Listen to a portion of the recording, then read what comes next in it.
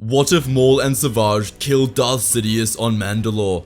Let's begin today's story in the throne room. The Dathomirian brothers and their underworld crime syndicate have begun to cause too many interruptions for the separatists, and so Sidious has come to teach his old apprentice some manners. The battle began, and Sidious expected to quickly cut through the brothers, especially Savage, who hadn't even been training for a year.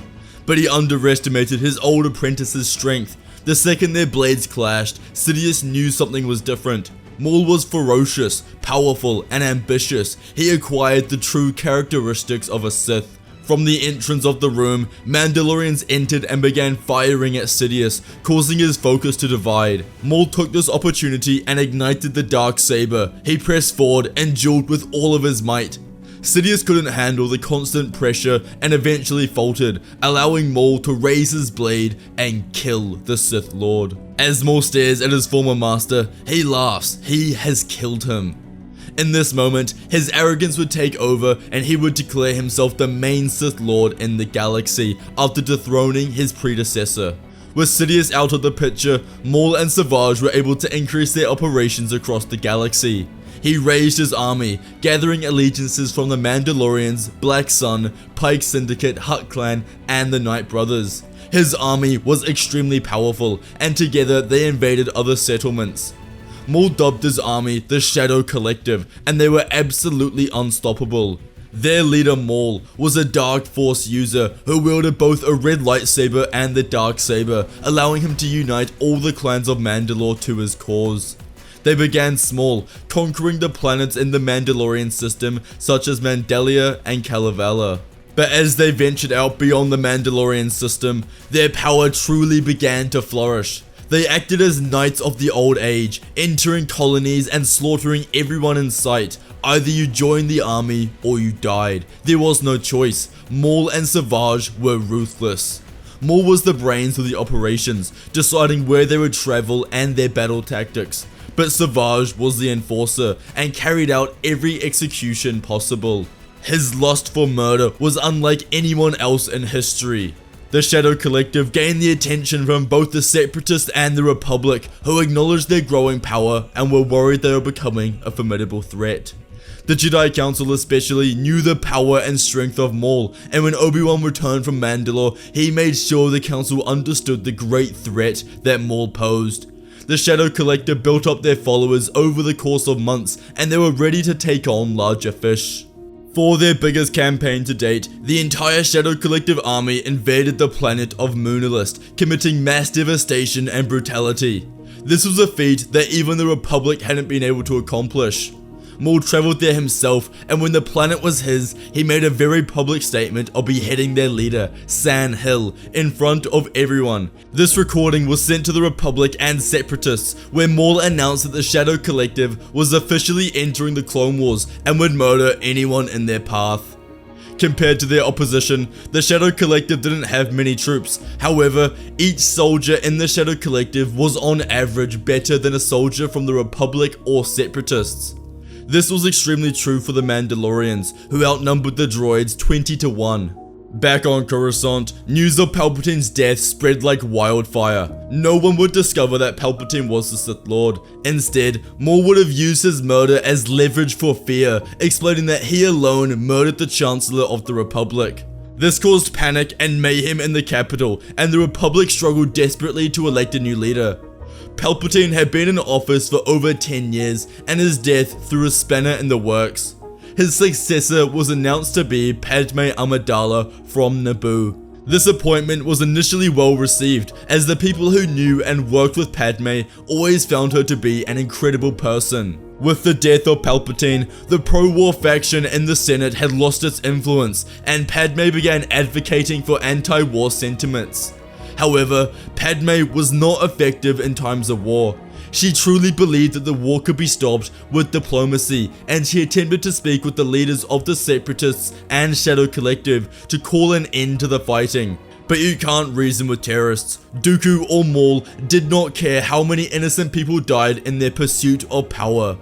Due to Padmé's incompetencies, Maul and the Shadow Collective were able to etch their way into Republic territories, conquering planets in the Outer Rim and expanding their empire. Padmé's approval rate began plummeting. Her approach was completely wrong, and she caused millions of people to become enslaved and murdered.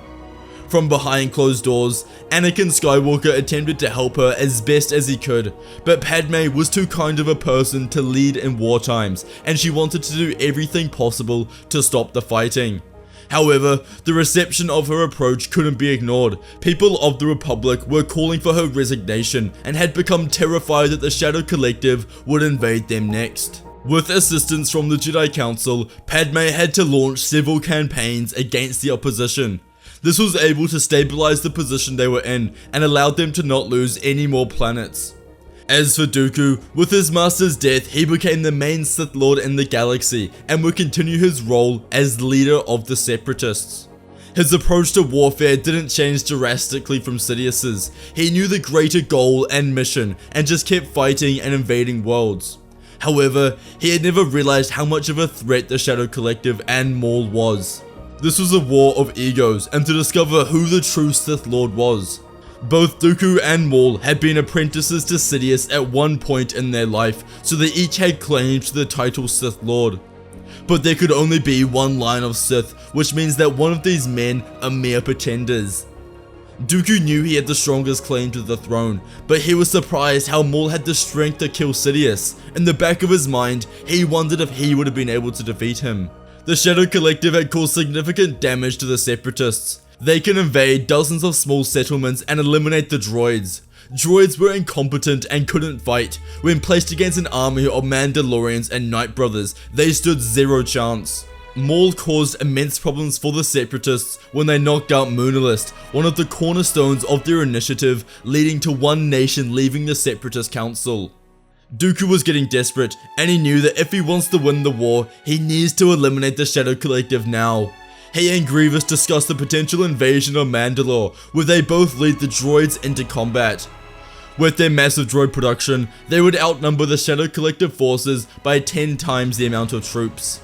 They moved their forces into position and entered the Mandalore system. Maul and Savage waited in the throne room of Mandalore, having expected this attack for some time. The Separatists launched its first wave, having starships and tanks dropped onto the surface, with 500,000 battle droids dropped into the war. The Shadow Collective maneuvered themselves into a defensive position. This was a war of the ages. The battle had droids advancing on the ground fighting the Pikes, Black Sun, and Night Brothers, with the Mandalorians taking the skies with their jetpacks. Complete and utter devastation took place on the streets of Mandalore. Dooku and Grievous arrived on the ground and slaughtered hundreds of opponents. But their goal wasn't to kill members of the Pike Syndicate, they desired the Sith Lords. They meet Maul and Savage in the throne room, where the four warriors began a duel with their lightsabers. When the Republic and Jedi received news of this attack, they knew they had to join the fray. They quickly devised an army and dispatched themselves as a third party to the conflict. Jedi Knights Obi-Wan Kenobi, Anakin Skywalker, and Mace Windu spearheaded the fight. When the Republic entered the system, their fighters launched into combat against the Separatist starships in space. A massive fleet was deployed to the ground and stationed themselves adjacent to the fighting Separatists and Shadow Collective. This was the largest fight in history, as each side fought for victory. The Jedi leave their clone commanders, Rex, Cody, and Pons, in charge of the army whilst they searched through the battlefield for the Sith Lords. Kenobi was sure they would be in the throne room, based on his trips to Mandalore. He was going back to the stage where his beloved was murdered. As they fight their way through the conflict, destroying droids and killing Mandalorians, they find their way to the throne room. When they enter, they see Dooku standing above Savage as he plunges his saber into the Dathomirian. Maul begins to scream at his brother's death, and Grievous begins to laugh, causing the cybernetic being to cough. Maul turns his head to the Jedi, hatred dripping from his frame. Windu, Kenobi, and Skywalker ignite their sabers and enter the fight. Maul was swinging with complete anger. He had no comrades in this fight now, meaning that he had to get an elimination now. He focuses his attention on Grievous, who didn't have the force to protect themselves. Maul cuts down each of the droid's wrists before slicing into his heart and killing him. This causes Dooku to freeze, not out of sadness, but anger that he was now left more vulnerable. Anakin and Obi-Wan engage with Maul, whilst Windu fights Dooku, his old friend in the Jedi Order. Maul had been waiting for this moment to kill Kenobi, to get revenge on the man who sliced off his legs over 10 years earlier. But Kenobi's power had only risen since then, and he was now fighting alongside the Chosen One, who was prophesied to destroy the Sith. Maul became too eager and arrogant, and as he overextended his swings at Kenobi, he left himself open to Anakin, who stabbed Maul in the chest and killed him. Dooku was now on the back foot, having 3 Jedi launch their attacks at him. Windu was causing the most annoyance, his Form 7 variant for Pod rendering Dooku's dark side attacks useless. Dooku steps back and fires lightning at Anakin, hoping to catch him with the same trick as he did on Geonosis. But the Jedi blocked his attacks, and Kenobi pressed forward, swinging his lightsaber with purpose. As the 3 combined their attacks, Dooku stood no chance, and Windu was able to deliver the final strike, killing Count Dooku. With the opposition's leader killed, they needed to move quickly to ensure their armies were disposed of. The droids fell with ease. Without Dooku or Grievous, they had no battle strategies and didn't understand how to fight. The clones and Mandalorians finished off the Separatist movement with ease, but the Republic fighting the Shadow Collective was more difficult. The entire planet of Mandalorians were on their side, and when they fought the clones, it wasn't an assured victory for the Republic. The Jedi commanders contact the new leader of the Shadow Collective, Darth Saxon, and request a ceasefire as they discuss an end to the conflict. This was quickly accepted by Darth Saxon, as he had no desire to continue fighting. His ambitions didn't extend past Mandalore, and he had zero interest in ruling the galaxy. Padmé Amidala travels to Mandalore, where she and Darth Saxon officially end the Clone Wars. Darth Saxon remains leader of the Separatists. Darth Saxon remains leader of Mandalore, and the different factions of the Shadow Collective go back to their original worlds. The Separatist worlds are equally divided amongst the parties, and peace was promised for the galaxy. The aftermath of the Clone Wars was brutal. Billions of people had died and lost their homes. However, this was where Supreme Chancellor Padmé Amidala thrived. She worked tirelessly to ensure that the people of the Republic were safe following the conflict. Alongside Anakin, they rebuilt the Republic to its former glory, and her approval rate skyrocketed. Some leaders may not be amazing during wartime, but others are incredible at solving the issues that follow the conflict. She becomes a beloved leader by all in the Republic. Padmé would give birth to twins, and Anakin couldn't be happier. After her term as Chancellor was over, the two would move to Naboo, where they would begin their new life. After the war, Anakin didn't need to work as much, and he was stationed on Naboo as the Jedi in charge of all conflicts on the planet. This was the perfect role for him, and allowed him to be there for his children and wife. Obi-Wan and Ahsoka would visit him often, and the couple would tell their friends about their relationship and children. But Ahsoka and Obi-Wan promised to keep it a secret for their sake, as long as the children could view them as aunt and uncle. Anakin had fulfilled the prophecy, destroying the Sith, in this story that extended beyond Sidious and Dooku, and reached Maul and Savage. Nevertheless, peace was ensured for Anakin's family and the galaxy. If you enjoyed today's video, you must watch What If Yoda Trained Maul, and What If Anakin Fell in Love with Shakti. Please consider becoming a member for $1 a month, it really helps the channel out. I hope you all enjoyed, and may the Force be with you.